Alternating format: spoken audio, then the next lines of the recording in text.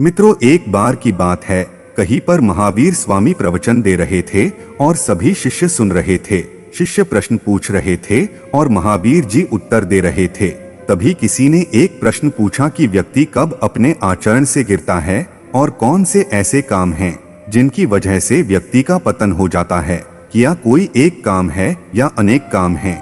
कृपया इसकी व्याख्या करें। तब महावीर स्वामी ने कहा कि मैं उत्तर दूं, इससे पहले आप उत्तर दीजिए। इसके बाद किसी शिष्य ने कहा कि अहंकार पतन का सबसे बड़ा कारण है। कोई बोला काम वासना की वजह से सब कुछ बर्बाद हो जाता है, और किसी ने लोभ को बड़ी बुराई बताया तो किसी ने क्रोध को। इसके बाद महावीर जी ने किसी की बात को काटा नहीं, बल्कि एक बात पूछी कि अगर हमारे पास एक कमंडल है, उसमें पानी भर दें और उसे नदी में छोड़ दें तो क्या वह डूब जाएगा? शिष्यों ने कहा कि अगर कमंडल का आकार सही है तो वह डूबेगा नहीं बल्कि तैरेगा। महावीर जी ने पूछा, और अगर उसमें छेद हो जाए? तो शिष्यों ने कहा फिर तो डूब जाएगा।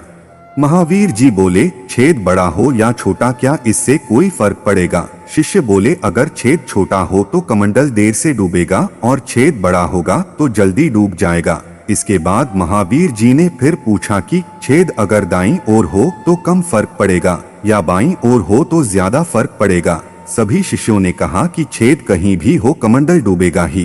तभी महावीर जी बोले, बस यही बात है। ये हमारा शरीर एक कमंडल की तरह है और बुराइयां छेद की तरह होती हैं। अगर अवगुण छोटा सा भी हुआ तो हमारा जीवन बर्बाद हो सकता है।